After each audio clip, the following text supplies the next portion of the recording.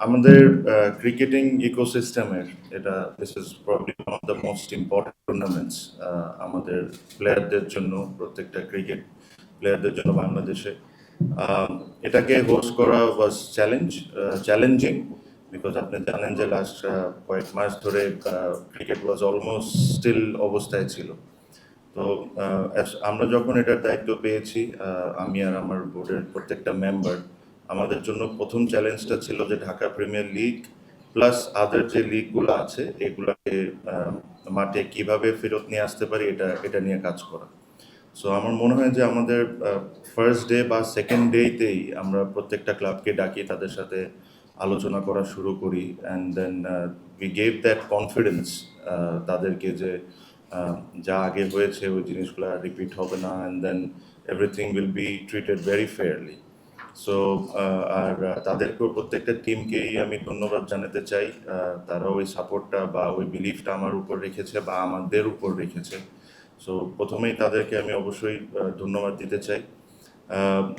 Premier league, Dhaka premier league আমরা জানি যে এটা একটা এমন একটা টুর্নামেন্ট যেটা আহ, এখন বিভিন্ন দেশে অনেক জায়গায় ফ্র্যাঞ্চাইজ বেস টি-20 টুর্নামেন্ট আছে, এটা নিয়ে অনেক আলোচনা হয়। বাট ঢাকা প্রিমিয়ার লিগ 50 ওভার্সের একটা টুর্নামেন্ট যেটা পৃথিবীতে অনেক আলোচনা সবসময় ছিল, যে এখানে পৃথিবীতে অনেক বড় বড় প্লেয়ার, ওয়াসিম আকরাম থেকে নিয়ে শুরু করে সানাত জায়সুরের থেকে নিয়ে শুরু করে you name it has participate in this league.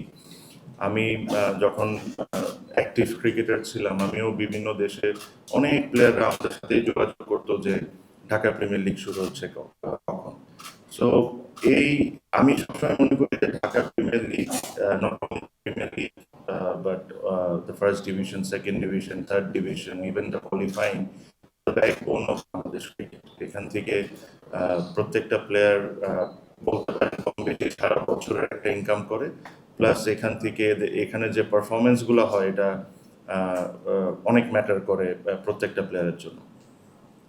এবার আল্লাহর রহমতে আমরা ঢাকা প্রিমিয়ার লিগ শুরু করতে যাচ্ছি কালকের থেকে। প্রথমে আরেকটি কথা বলে নিই, স্পন্সার্স টি স্পোর্টসকে আমি অনেক ধন্যবাদ জানাতে চাই, বিকজ দে কেম ফরওয়ার্ড। আমার মনে হয় ফাহিম ভাই এখানে আছেন, ফাহিম ভাই এই ডিলটা ক্র্যাক করেছিলেন টি স্পোর্টসের সাথে লাস্ট টাইম যখন উনি বোর্ডে ছিলেন, যে ডোমেস্টিক ক্রিকেট যেরকম লাইভ টেলিকাস্ট হোক। সো আমার কাছে মনে হয় এটা ফাহিম ভাইয়ের চমৎকার একটা উদ্যোগ ছিল। প্লাস ধন্যবাদ টি স্পোর্টসকেও এই কারণে যে এটা নিয়ে আমাদের অনেক সময় অনেক আলোচনা হয়েছে। বাবা, এত এনার্জি কই পাও? এই পাওয়ার চুমুকে অ্যাকশন। সো এটার জন্য টি স্পোর্টসকে ধন্যবাদ জানাই যে টি স্পোর্টস এটা টেলিকাস্ট করছে, আর এটা লাস্ট ইয়ারও করেছে। আপনারা দেখেন, আমার মনে হয় খুব সম্ভব 2028 পর্যন্ত ওনাদের সাথে এই চুক্তিটা আছে। Secondly, Walton has been always a big supporter of Bangladesh cricket. এটা not only in Dhaka premier league, আপনি যদি এনসিএল দেখেন, ফার্স্ট ক্লাস টুর্নামেন্ট দেখেন, they have always come forward. ওনাদেরকেও ধন্যবাদ জানাতে চাই, বিকজ ওনাদের ছাড়া এই জিনিসগুলো হোস্ট করা বা কম্পিট করাটা ডিফিকাল্ট হয়ে যায়। আমি জাস্ট ওনাদের সাথে এখনই কথা বলছিলাম যে আমরা অ্যাকচুয়ালি আপনাদের জন্য আর কি করতে পারি, বিকজ ওনারা এটা একটা ইনভেস্টমেন্ট করেন বাংলাদেশ ক্রিকেটের উপর। ওই ইনভেস্টমেন্টটাও ওয়ার্থ ইট হইতে হবে, অ্যান্ড ওয়ার্থ ইট হওয়ার জন্য দায়িত্বটা আমাদের। সো আমি ভাইয়ের সাথে কথা বলছিলাম, তখন আমি বলছিলাম যে আমাদের তরফ থেকে যদি আমরা আর কি সুযোগ সুবিধা আপনাদেরকে দিতে পারি, so that your investment is worth it. So এটা নিয়ে মাত্র আজকেই প্রথম কথা বললাম। সো আশা করি সামনে একসাথে বসে আরও কিভাবে করে ওনাদেরকে কন্ট্রিবিউট করানো যায় ক্রিকেটের সাথে। বিসিএল এর টিম ছিল, এখন নাই, এটা নিয়েও আপনার সাথে কথা আছে। সো আশা করব যে এই সাপোর্টটা সবসময় থাকবে।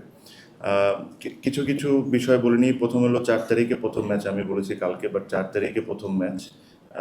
এখানে কিছু কিছু জিনিস আমরা এবছর চেঞ্জ এনার চেষ্টা করেছি, যেটা হলো এবার as the host said that 6টা ভেন্যুতে খেলা হবে। 6টা ভেন্যুতে খেলা হওয়ার দুইটি কারণ।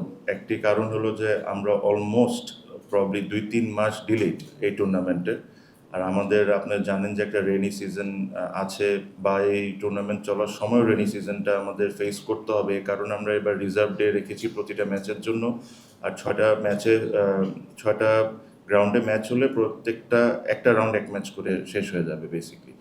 আর আমিও ব্যক্তিগতভাবে এটা সবসময় চাইতাম যে ওই বিকেএসপি আসা যাওয়া এটা একটা বড় হ্যাসেল সবার জন্য।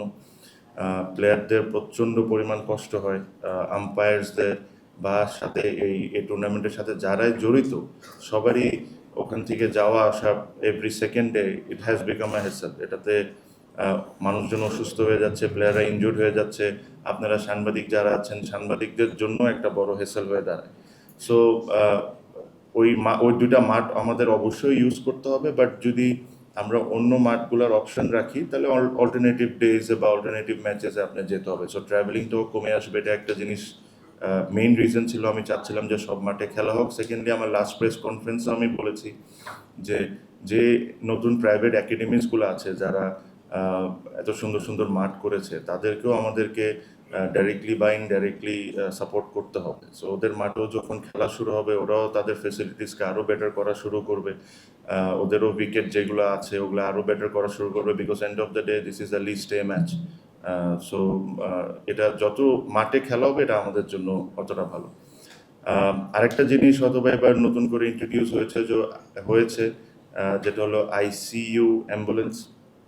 আপনি যদি লাস্ট 2 বছরের হিস্ট্রি দেখেন, আমার মনে হয় 4 থেকে 5 জন বা maybe a little more incident হয়েছে আমাদের মাঠে বা মাঠের প্রিমিসেসের মধ্যে। অনেকেই has lost their lives. I was extremely lucky to survive. So আমার কাছে মনে হয় যে এটা পিসিবির দায়িত্ব make sure that each and every one আমরা যতটুকু করতে পারি অতটুকু ব্যবস্থা করে রাখি। সো আমাদের প্রতিটা মাঠেই কম বেশি অ্যাম্বুলেন্স থাকবে। আইসিইউ অ্যাম্বুলেন্স পাওয়াটা একটা চ্যালেঞ্জ, তারপরও আমার কাছে মনে হয় 4টা থেকে 5টা আইসিইউ অ্যাম্বুলেন্সের ব্যবস্থা করা হয়েছে। এটা থাকবে, ফর এক্সাম্পল বিকেএসপির 2টা মাঠে একটা হয়তো বা থাকবে। এভাবে করে করে আমি এক্স্যাক্টলি জানি না কিভাবে করে ওটা করেছে, বাট আমি এতটুকু জানি যে 4টা থেকে 5টা আইসিইউ অ্যাম্বুলেন্সকে আমরা রেন্ট করছি and will make sure that এ ধরনের ইনসিডেন্ট যদি আল্লাহ মাফ করুক আবার কারোর সাথে ঘটে তাহলে আমরা আর ওয়েল প্রিপেয়ার্ড আগের চেয়ে তো এই জিনিসগুলো ট্যাকেল করার জন্য। বাবা, এত এনার্জি কই পাও? এই পাওয়ারে পাওয়ার চুমুকে অ্যাকশন। হয়তো বা ইন্ট্রোডিউস হতে বানানো হচ্ছে যে অ্যান্টি কারাপশনের যে রুলস অ্যান্ড রেগুলেশনস আছে, আপনি যদি দেখেন বিপিএলে আমরা যখন আসি বাস থেকে নামার সাথে সাথে আমাদের ফোন নিয়ে নেওয়া হতো। Only the manager use to have that one phone and then ওই কমিউনিকেট করতো, প্লেয়াররা কাছে কোনো ফোনস থাকতো না। Even the coaches and the coaching staff কারোর কাছে কোনো ধরনের ফোনস থাকতো না। এটা একটা আইসিসি অ্যান্টি কারাপশনের অনেকগুলো রুলসের মধ্যে এটা একটা রুলস পড়ে। সো এই জিনিসগুলো আমরা এবার থেকেই ইমপ্লিমেন্ট করা শুরু করছি। প্রত্যেকটা টিমই বলতে পারেন, প্লাস যারা ম্যানেজমেন্ট আছেন তারা অলরেডি আমাদের আইসিসি অ্যান্টি ইউনিট যেটা আছে আকু নাকি, সো ওনাদের সাথে অলরেডি মিটিং করেছেন। ওনাদের সাথে যে প্রসেসটা মেনটেন করতে হয় ওই প্রসেসগুলো ওনারা গো থ্রু করেছেন। এই জিনিসগুলোর প্রতি আমরা খুবই খুবই সিরিয়াস। এখানে কোনো ধরনের কোনো ছাড় দেওয়ার প্রশ্নই আসে না। আর যে স্টেপগুলো যে প্রসেসগুলো আমরা ফলো করব ইন্টারন্যাশনাল ক্রিকেটে বা ফ্র্যাঞ্চাইজ বেস টুর্নামেন্টে, আমরা চেষ্টা করব যে এবারও এটা হয়। কিছু কিছু ক্ষেত্রে হয়তো একটু ডিফিকাল্ট হবে, বিকজ যখন আপনি একটা ইন্টারন্যাশনাল ক্রিকেট খেলেন বড় স্টেডিয়ামে পিওমে যেটা থাকে যে এটার ভিতরে প্লেয়ারদের ভিতরে কেউ আসতে পারবে না। বাট আনফর্চুনেটলি যখন আমরা এই একাডেমিজের মাঠগুলোয় খেলছি বা বিকেএসপিতে খেলছি ওই সুযোগ সুবিধা আমাদের কাছে কম। ওখানে ড্রেসিং রুমগুলো এভাবে করে করা যে জিনিসটা আটকানোটা খুবই কঠিন হবে। তারপরও আমাদের তরফ থেকে যতটুকু আমরা পারি আমরা চেষ্টা করবো এই জিনিসগুলো মেনটেন করতে। যতটুকু আমার পিসিবির পক্ষ থেকে সম্ভব হয়েছে, আমরা আপনারা জানেন যে প্রতিটা সিজনে আমরা ক্লাবগুলোকে পার্টিসিপেট করার জন্য একটা ফাইন্যান্সিয়ালি হেল্প করি। ওই ফাইন্যান্সিয়াল জিনিসটাও আমরা এবার বাড়িয়ে দিয়েছি, যেটা লাস্ট টাইম ছিল তার চেয়ে বেটার করে দিয়েছি। প্লাস আমরা একটা জিনিস আমি একটা জিনিস সবসময় বলতাম যে ধরেন লাস্টে আমরা ফিটনেস নিয়ে অনেক কথা বলতাম বা ফিটনেস নিয়ে অনেক চিন্তিত ছিলাম। অনেক প্লেয়ারকে এত স্কোর না করলে অনেক টুর্নামেন্ট খেলতে দিতে হতো না, বাট ওই ফিটনেস টেস্ট শেষ করার পর যখন লাঞ্চ সার্ভ করতো ওই জায়গায় আলু ভর্তা, গরুর মাংস আর ডিম ভাতই থাকতো। সো যদি আপনি অ্যাকচুয়ালি ফিটনেসকে নিয়ে এত কনসার্ন বা ফিটনেসের আপনি একটা ক্রাইটেরিয়া সেট করতে চান, সো আপনি তো সব দিকটা অ্যাটলিস্ট ট্রাই করতে হবে কভার করার জন্য। সো এবার আমরা আমাদের বিসিবির তরফ থেকে প্রত্যেকটা টিমকে লাঞ্চও প্রোভাইড করছি। আমি এটা জানি যে সাডেনলি হঠাৎ করে ওই ভাতের অভ্যাস থেকে গ্রিল চিকেনে নিয়ে আসা ন্যাশনাল টিম প্লেয়ার্স বা যে আন্ডার 19 বলেন বা এই টিমের বলেন, ওনারা হয়তো বা এটাতে ইউজ টু, বাট যারা আমাদের এই ডোমেস্টিক খেলেন তাদেরকে একদম সাডেনলি পুরাটা চেঞ্জ করা দেওয়াটা ডিফিকাল্ট হবে, বাট অ্যাটলিস্ট হেলদিয়ার ওয়েতে কুক হচ্ছে বা এটার জন্যেই আমরা চেষ্টা করব একটা ভালো আমাদের যারা মেনু সেট করে তাদেরকে দিয়ে মেনু সেট করানো হয়েছে। তো আশা করি the quality of the food will be also much better this time because we are going to serve.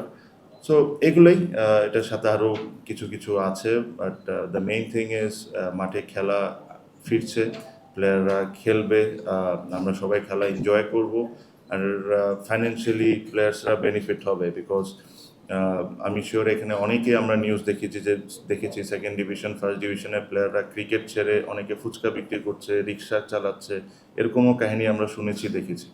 So this is not what we want. আমাদের ক্রিকেটটা মাঠে থাকতে হবে, প্লেয়াররা খেলবে, ফাইন্যান্সিয়ালি বেনিফিট হবে, আর এটাই আমাদের first and most important target ছিল when we got this position. And I am very happy যে 4 তারিখ থেকে খেলা শুরু হবে, আর আশা করবো যে আপনারা সবাই মাঠে যাবেন, যতটুকু সাপোর্ট সবসময় দিয়ে আসছেন এটা করবেন।